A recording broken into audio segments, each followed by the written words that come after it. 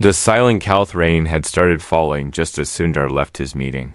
Droplets scattered softly across the glass walls of the conference room, blurring the city skyline.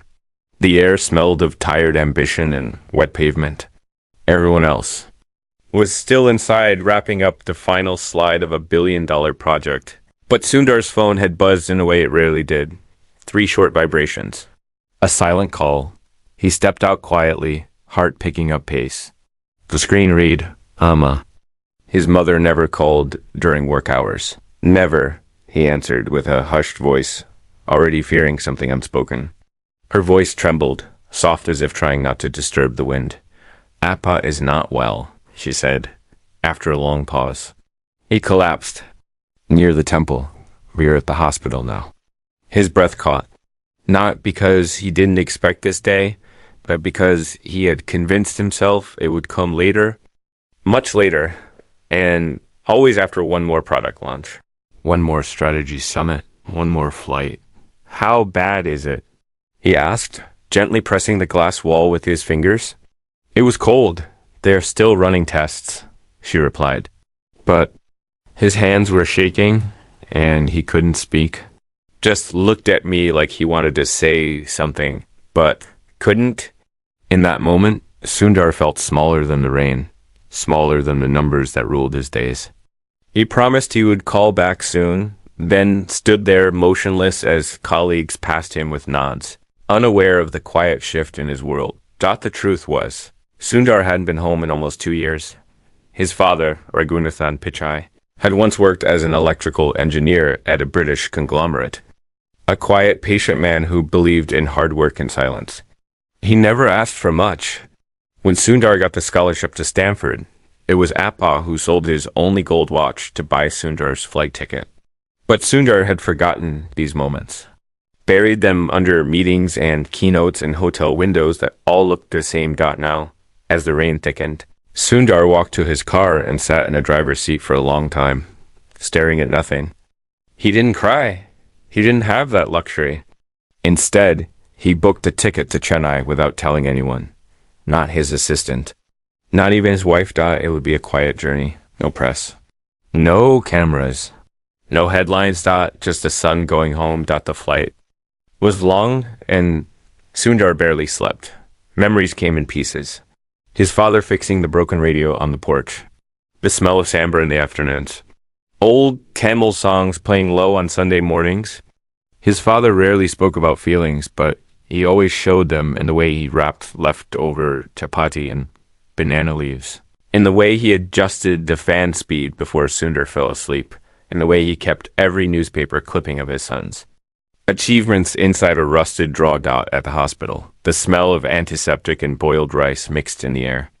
Amma was seated beside a window, her eyes heavy but dry. She stood slowly when she saw him and placed her hand on his face. You came, she whispered. He nodded.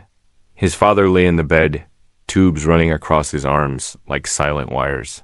His eyes were closed, his mouth slightly open. A man once so strong, now so still. Sundar sat beside him, unsure of what to say. He held his father's hand. It was cold, dry, but real. I'm here, Appa, he said. I'm sorry it took so long. The monitors beeped steadily, offering no reply. A nurse walked in, glanced at Sundar, and said politely, He responds. Sometimes a touch. But the doctor says it's a stroke. A severe one? Later that evening, Sundar wandered through the old house where he grew up. Nothing had changed. The walls still had the faded blue paint. The bookshelves still held engineering manuals from the 1970s. And on a shelf, beside a dusty transistor, lay an old brown envelope with his name written on it. He opened it slowly. Inside were letters handwritten by his father but never sent. Letters congratulating him on each major milestone. You spoke so well during the Android launch, one read. Amma and I watched it twice. Another said, don't forget to eat when you're in those meetings. And then one undated, that simply said, I miss you, Kana. But I know you're doing great things. Sundar sat on the floor with those letters in his lap, the old fan turning gently above him. He had always seen his father as a man of few words. But here in these pages were oceans of love left unspoken. By morning, the doctor told him there was a chance his father could recover partially, but only with consistent care and strong emotional support. Sundar nodded, but inside he felt something shift. He wasn't just visiting anymore. It couldn't be. He knew his family needed him, not just in name, but in presence. That evening, he quietly emailed his team. No dramatic announcement. No corporate explanation. Just a short message. I will be away for some time. Thank you for understanding. Then, without warning, a voice came from the hospital bed. Kenna? Sundar turned. His father's lips had moved. Weak, barely audible. Appa? He said, moving closer. His father's eyes were open, glassy, confused, but filled with tears. You came? His father whispered. Sundar held his hand tighter. I'm not going anywhere. He said. And then, for the first time in many years, they sat together in silence, not the silence of distance, but of understanding. But outside the door, someone else had been listening. And she wasn't supposed to be there. Asterisk echoes from the kitchen next morning. Chennai felt different. Sundar stood at the balcony of his childhood home, holding a steaming steel tumbler of filter coffee. The scent of roasted chicory and fresh decoction swirled into the humid air. Below, the street began to stir with its usual rhythm. Women in cotton saris drawing columns outside their doors, the clang of milk cans echoing from bicycles, and the distant honk of the morning auto rickshaws. But inside Sundar, there was no rhythm. Only the dull ache of time lost. Behind him. The house remained frozen in its old habits. The fan in the corner still creaked every third rotation. The old television, with its faded volume button, sat like a relic in the living room. And the wall clock, a gift from his father's first company, ticked with the same stubborn determination it always had. He walked back inside, the floor cool under his bare feet. Amma was in the kitchen, tying her sari tighter around her waist. As she stirred sambar in a bronze pot, the soft hiss of curry leaves meeting hot oil filled the space like a lullaby. You remember how to grate coconut? She asked without turning around. He smiled, a little caught off guard. I think so. It's been a while. Then grate. It's not for the sambar. It's for the chutney. He took the grater from the shelf, sat on the small wooden stool near the back door, and began slowly. His fingers moved awkwardly at first, too long away from this kind of simplicity. Amma didn't look at him, but she noticed. Every mother does. After a few minutes, she said softly, Your father used to sit right there, every Sunday morning, grating coconut and complaining about his knees. He never said anything like that to me, Sundar replied. He wouldn't, she said. He didn't want you to worry. He always wanted you to feel free. That's why he stayed quiet when you missed your last visit. Sundar stopped grating. He stared at the white shavings in the bowl, then at his mother. I thought it didn't matter to him. Ahmed turned to face him. Her eyes were tired, but clear. Of course it mattered. But he understood your life. He was proud of it. Even when it hurt. The words hit him harder than he expected. He hadn't realized how much of his father's love came in silence. He had grown used to loud success applause, interviews, headlines. But here in this modest kitchen, love was in the quiet moments, in grated coconut, in reused jars, in untouched rooms waiting for his return. They ate together in silence. Sundar hadn't eaten from a banana leaf in years. The sambar was perfect. The rice slightly overcooked, just like he remembered from childhood. Amma watched him eat with a kind of satisfaction that words couldn't capture. After breakfast, they returned to the hospital. His father was awake but weak, his body stiff from the stroke. A nurse was adjusting the IV line while the doctor reviewed charts. His father's eyes brightened when Sundar entered. How are you feeling? Sundar asked, kneeling beside him, like someone hit me with a transformer. His father whispered, half smiling, You're still making electricity jokes. Sundar replied, relieved to hear his voice. Even if weak, his father's hand trembled as he tried to reach for water. Sundar held the cup for him, guiding it to his lips slowly. I remember when you couldn't hold a pencil, his father said, smiling faintly. Now I hold microphones? Sundar joked back, then paused. But sometimes I forget how to hold moments like this. His father didn't reply, but his hand gently squeezed Sundar's. The doctor interrupted gently. He'll need speech therapy and movement exercises.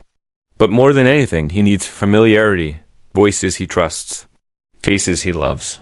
Sundar nodded out double quotes. I want to bring him home, he said. I'll take care of the arrangements. The doctor hesitated.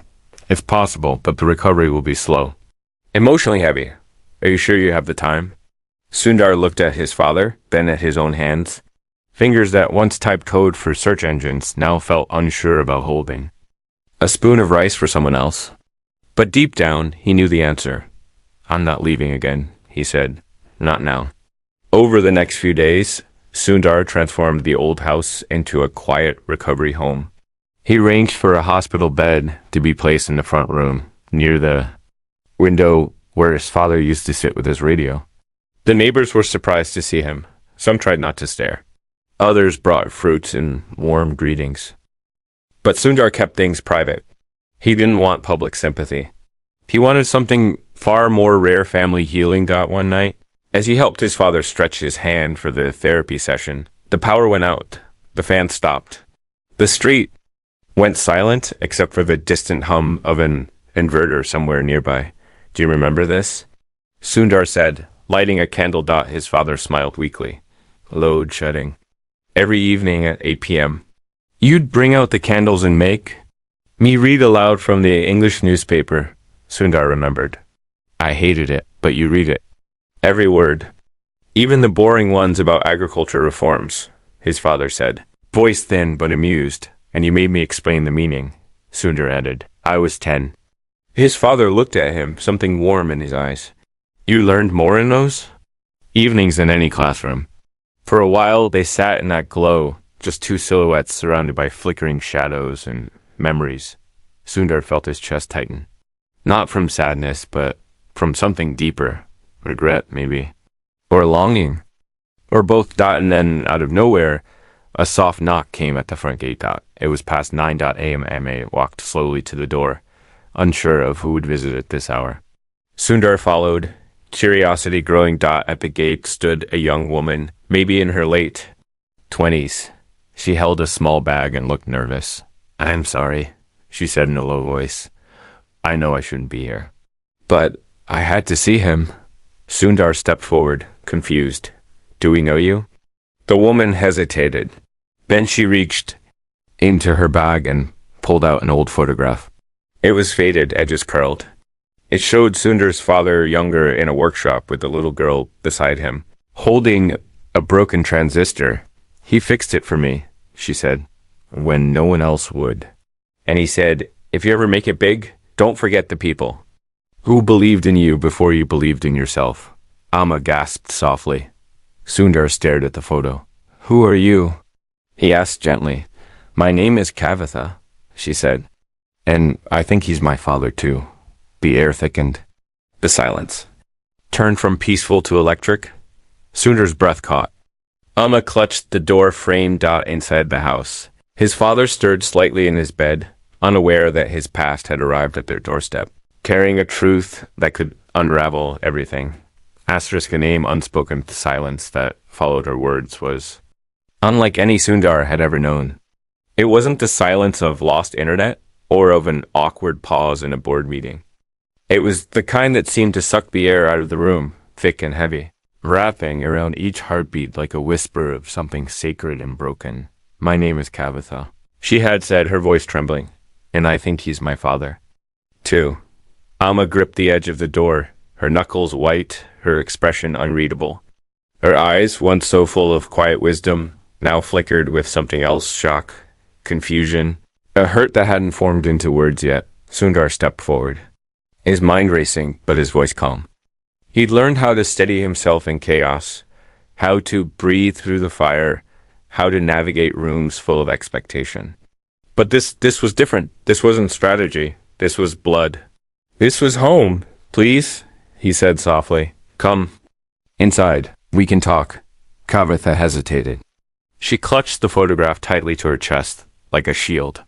The shadows of the porch stretched long behind her, like the years she had spent carrying her unanswered questions. She stepped in.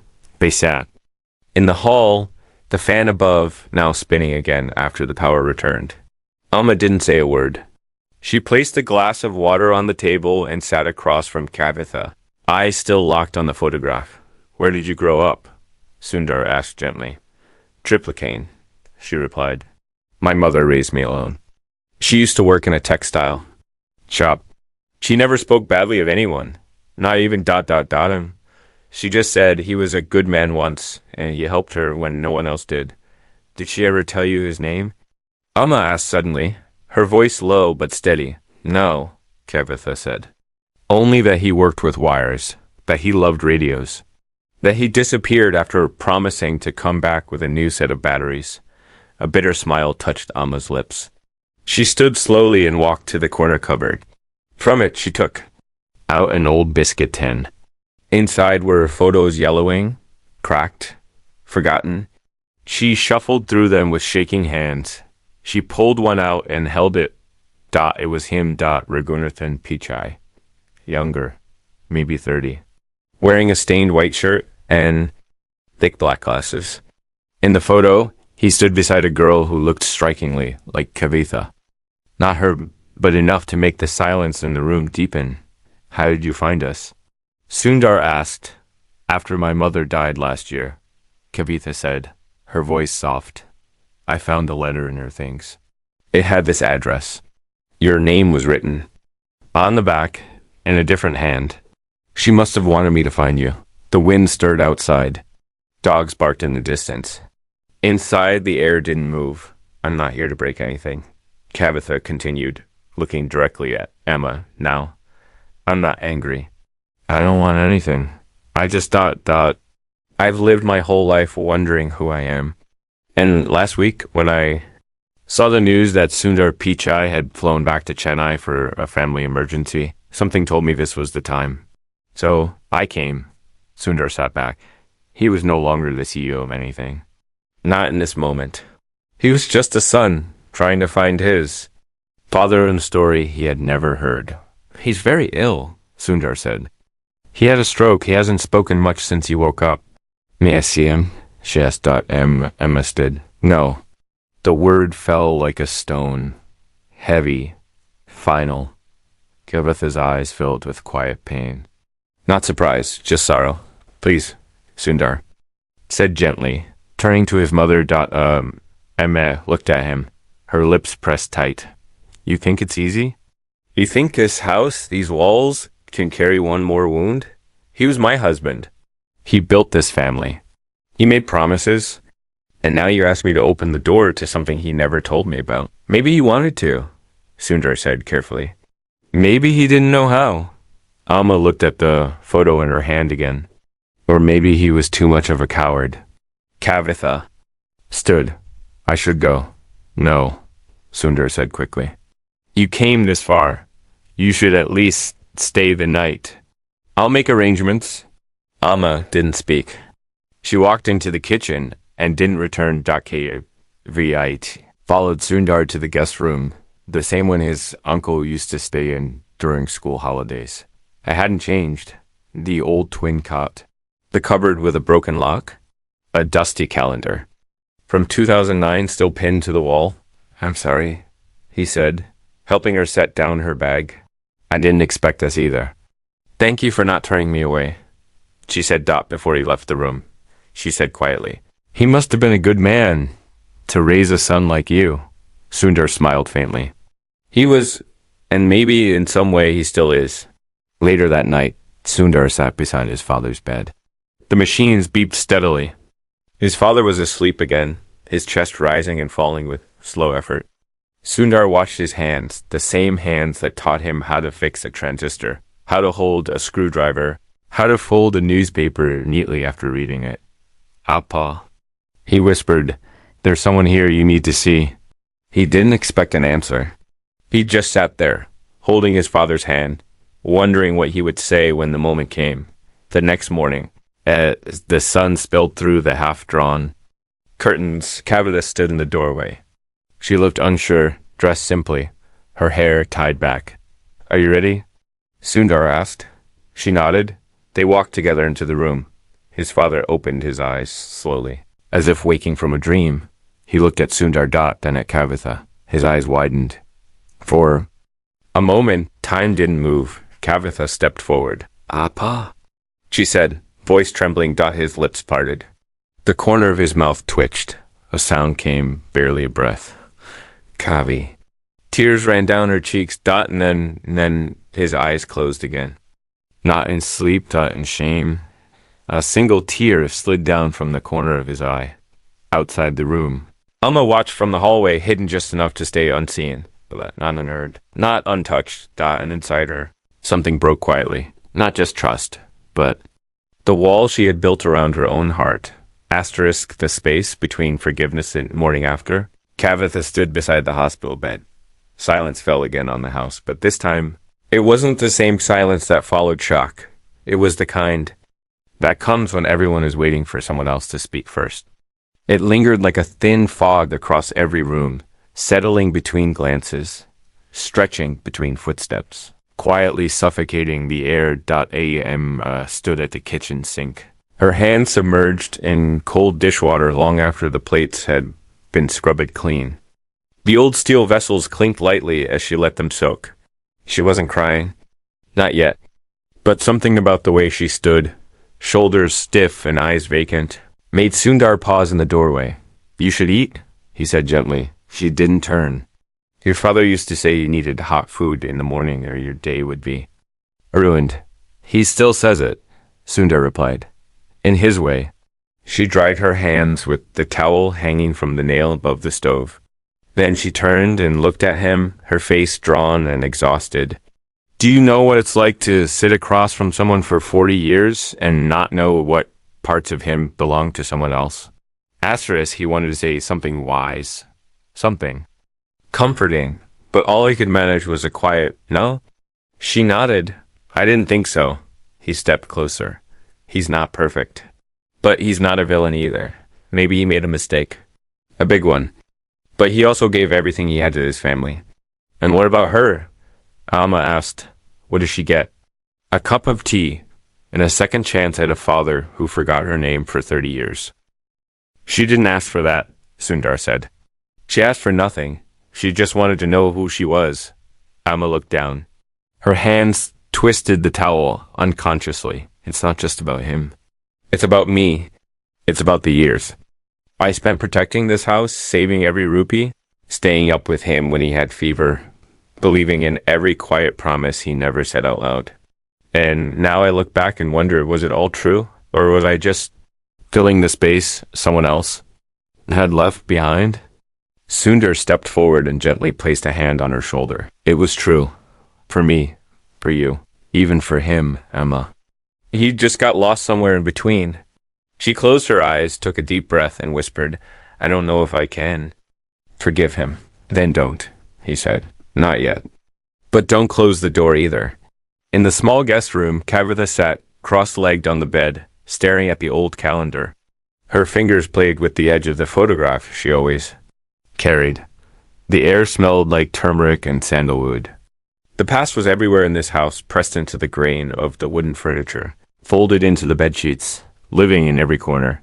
She heard a soft knock and looked up at Sundar. May I? He asked. She nodded. He sat on the edge of the bed, looked around the room, then smiled faintly. This used to be where my uncle slept. He snored so loudly we thought the windows would crack. Kavitha laughed softly, then looked away. I didn't mean to cause trouble. You didn't, he said. You just opened the door. We all forgot was there. She hesitated. I know I don't belong here. I know your mother is hurt. She's not angry at you, Sundar said. She's angry at the truth. And sometimes the truth feels like a betrayal. Kavitha nodded. When I was little, I used to make up stories about him. I'd imagine he was a soldier or a sailor. Someone brave who couldn't come back. Because that was easier than thinking he just chose not to. Sundar's voice softened. He didn't choose to forget you. I think he just didn't know how to live with his mistake. She looked at him, her eyes glistening. Do you think he remembers everything now? I think so, Sundar said. And I think it scares him more than the stroke. They sat in silence for a while, not as strangers. Not quite as siblings, just two people trying to make sense of a wound they didn't cause but now had to carry. That evening, the doctor visited again. He adjusted the medication, reviewed the physical therapy plan, and encouraged them all to keep talking to Raghunathan to stimulate memory. To rebuild language, to anchor him in the present. The brain remembers more than we think, he said. Sometimes it just needs a reason to speak again. After he left, Sundar sat beside his father once more. The old man was awake, alert, but tired. He couldn't move much, but his eyes followed every word, every gesture.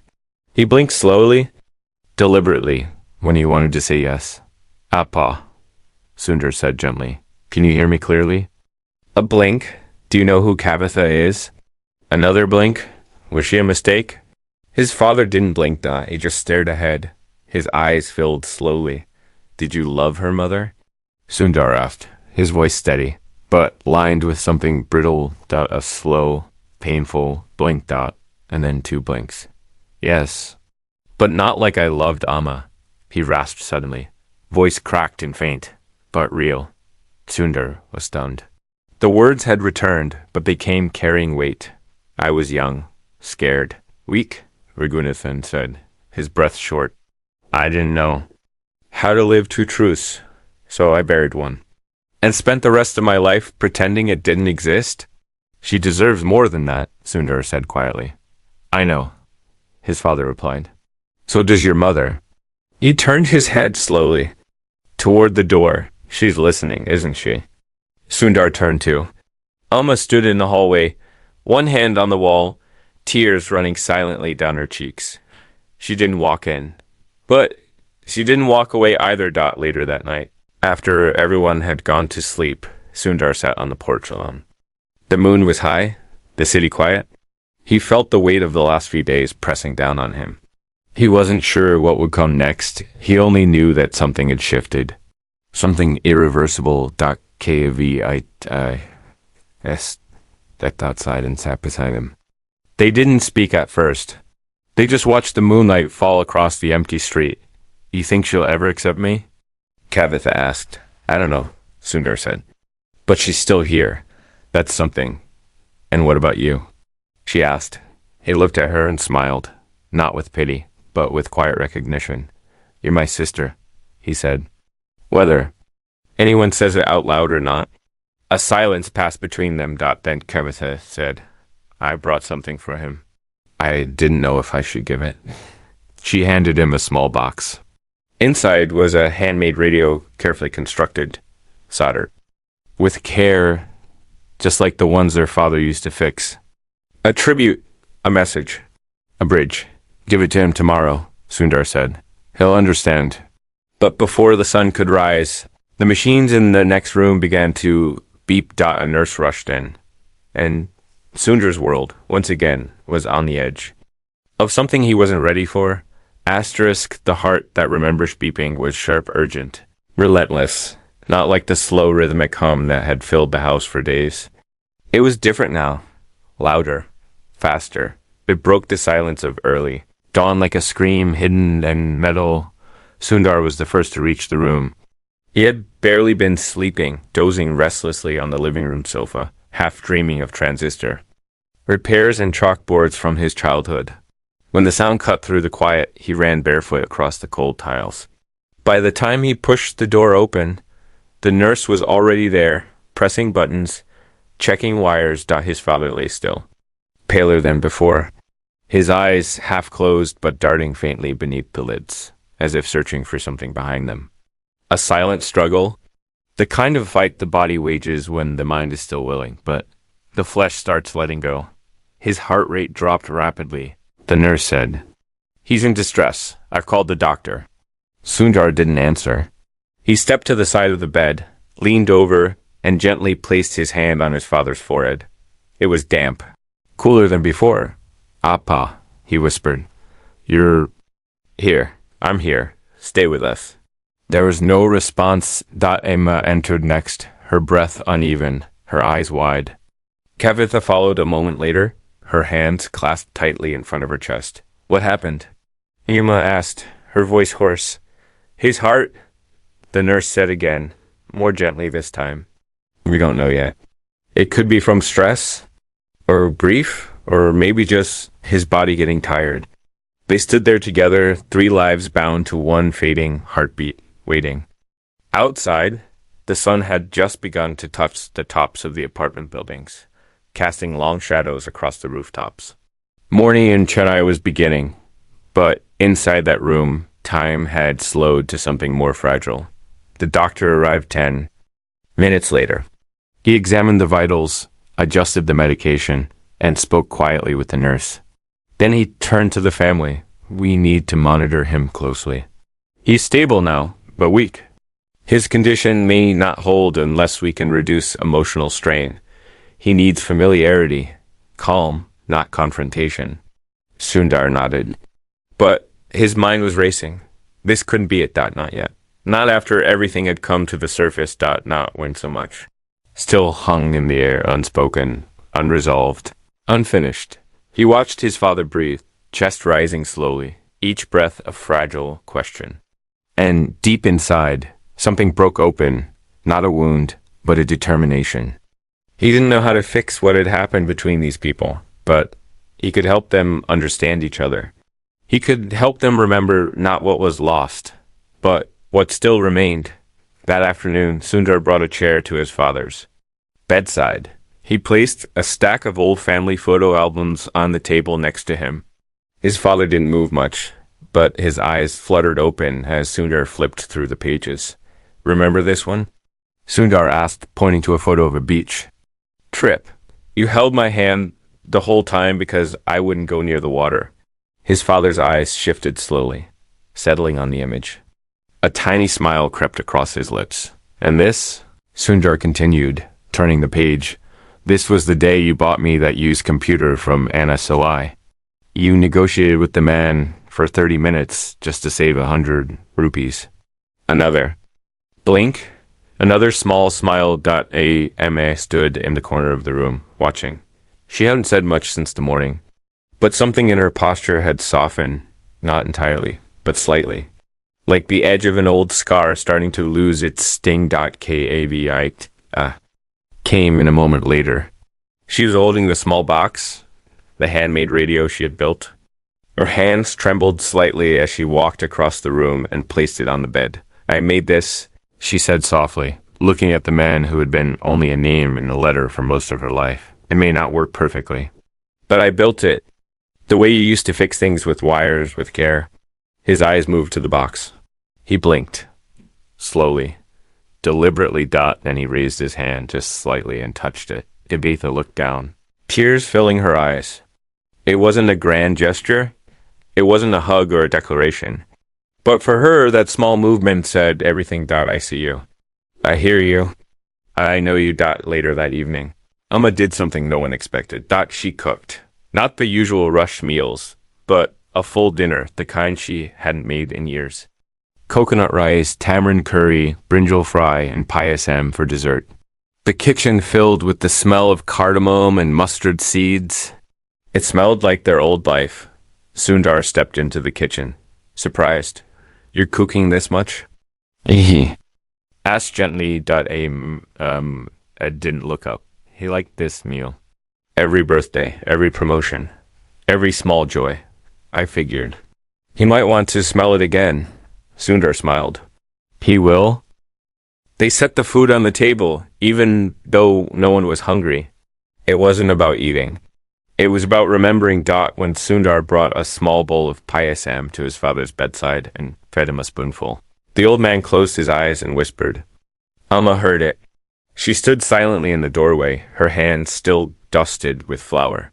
Then, slowly, she walked over to the bed, knelt down, and held his hand. You broke something in me, she said quietly. But I won't let that be the only truth left between us. His fingers curled slightly around hers. Sundar looked away, not because he was uncomfortable, but because it felt sacred. Like watching a door open that had been shut for too many years. And in that moment, something else happened. His father whispered something even softer, something they almost missed. Kavitha. She stepped forward. Come here, child. He said. Kavitha rose. Her eyes widened. She hadn't expected to hear her name again, not like this. Not with such clarity. She walked to the bed, and for the first time in her life, she sat beside her father. He reached out with both hands, weak, but steady, and took hers in his. I was afraid, he said. But you you have your mother's courage. She wept not with anger, not even with sadness. She wept with something new, something that had no word, something that felt like peace. Stood behind them now. Her eyes wet, but no longer bitter. I'll make space for her, she said softly. If that's what he wants, not just him, Sundar said. What we all need. That night, the house was quieter, but no longer tense. For the first time in years, it felt whole. Imperfect. But whole. They sat in the living room together. Sundar read aloud from an old book. Kavitha adjusted the tuning on the handmade radio. Amma knitted in the corner, her hands finally steady. And in the next room, Ragunath and Pichai slept peacefully, the steady rhythm of the heart monitor beating like a lullaby. But outside, just beyond the gate, a black car pulled up slowly. The driver stepped out and looked at the nameplate on the gate. He opened the back door. And from inside stepped a stranger, or maybe not a stranger at all. Someone with the same eyes. Someone. None of them expected. The quiet legacy. Stranger stood at the gate for a long time, saying nothing. The black car behind him waited with its engine quietly running, but he didn't move toward it again. He just stood there, staring at the nameplate that bore the weight of 4 decades. Pichai family residence.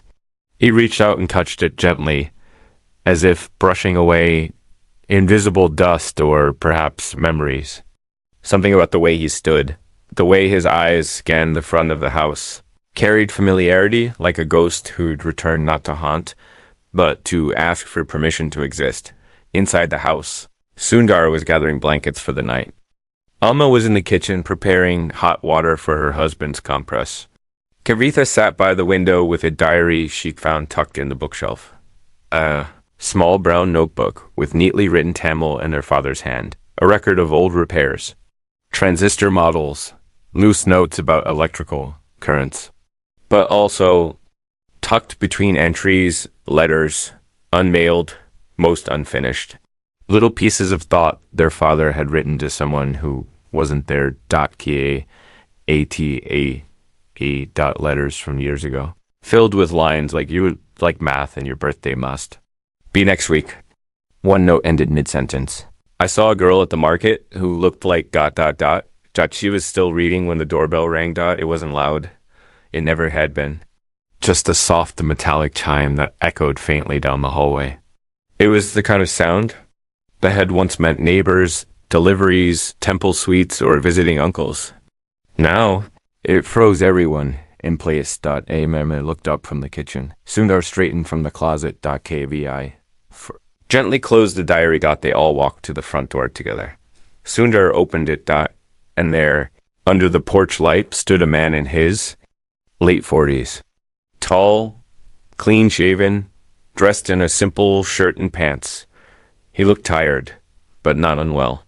His face held no threat, only something uncertain. Something like hope, carefully hidden beneath the layers of guilt. He looked first at Sundar, then at Amma, then finally at Kavitha. I'm sorry to come unannounced, he said, his voice soft. But I heard ... he's unwell. I needed to see him. Sundar stepped forward. Do we know you? The man smiled faintly. Not yet, but you will. He paused, then added, My name is Natarajan. I believe I'm his son. The silence that followed was deeper than any that had come before. Amma sat down on the nearest chair, not in weakness, but because the weight of the moment demanded stillness. Kavitha's eyes widened in disbelief. Sundar felt his breath catch. How? He began, but Natarajan raised a hand gently. My mother passed away 2 months ago. She told me everything on her deathbed. I never even knew his name before that. She said he loved someone else, but that he gave her kindness once when she had nothing. She told me not to hate him. She said, if you meet him, just thank him for your life and walk away with peace. But when I saw the news about his illness, I knew I had to come. Not for answers, just to see him once. No one spoke. The weight of it was unbearable. How do we know this is true? Amma asked, her voice quiet but firm. Natarajan nodded. You don't, and I won't ask you to believe it blindly. I brought this. He reached into his pocket and pulled out a small photo, faded, torn at the corners. In it, a younger Raghunathan was standing beside a woman they didn't recognize. Between them stood a boy, no older than 4.NATARJAN. He looked so much like Sundar it made Amma's breath catch. He has your father's eyes. She whispered. The truth stood before them, undeniable. 3 children, 3 lives, and 1 man. Lying in the next room with just a few heartbeats left to reconcile what he never had the courage to face. Sundar led Natarajan inside. He paused at the doorway to his father's room, hesitant, almost turning back. But Sundar placed a hand on his shoulder and nodded. He's still your father, he said. Whatever he failed to be, he gave you life. Inside the room, the machines continued their steady rhythm. Raghunathan was awake, alert, his eyes opened as they entered. At first, he looked at Sundar, then at Kavitha. And then, when his gaze fell on the stranger, something behind his eyes changed. He didn't speak, didn't blink. He just stared. Natarajan stepped forward slowly, then knelt beside the bed. Appa, he said, voice shaking. I am not here to blame you. I just wanted you to see me. To know I turned out okay, that I lived, that my mother forgave you, and that I came only to give peace, not take it away. Raghunathan reached out weakly. His hand trembled in the air. And took it and held it for the first time. 3 of his children stood together beside his bed. Sundar on his right. Avi at his feet. Natarajan on his left. Raghunathan closed his eyes, and from his lips came a slow breath, a sound that felt more like a release than a word. A soft exhale, as if he was finally laying down the weight of decades. His voice came back for one last time. Quiet but clear. Thank you for finding me. Those were his final words. A few minutes later, the monitor gave one long, unbroken tone. And then silence. This time. It wasn't empty. It was complete. The funeral was held. 2 days later. Modest. Simple, just as Raghunathan would have wanted. Neighbors came. Old colleagues, a few men from the radio repair shop. They spoke quietly of his kindness, of his work ethic, of the way he taught the younger boys how to solder without burning their fingers.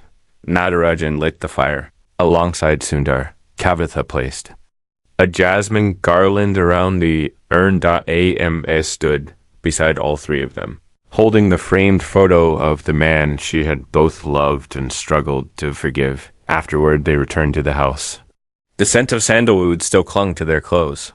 They sat on the floor together, eating quietly, the way families do after grief, carefully, slowly, not because of hunger, but because food is a kind of anchor. Natarajan stood to leave after the meal. Double quotes. I won't intrude on your lives. He said, I just wanted to do what my mother asked, to let him go with peace. But Emma stood up, her voice gentle. You will come back tomorrow, she said. He looked surprised. We will light the lamp together, she added. For him, for all of us. Weeks passed. The house changed, but not in the way one might expect. The front room remained a place of rest, but now it held a different kind of presence. Sundar returned to California only briefly, then came back to Chennai with his wife and children. Kavitha started teaching electronics at a local college, building a small community lab in honor of her father's passion. Natarajan, who had been working as an electrician, now spent evenings at the house, sharing stories and helping Amma restore old household items, just like his father once had. One evening, as the sun dipped low and the street outside filled with Temple bells and bicycle bells. They all gathered again in the living room. Lit the lamp, and for the first time in a long time, Sundar spoke not to a boardroom, not to a crowd, not to an audience of millions, but just to them.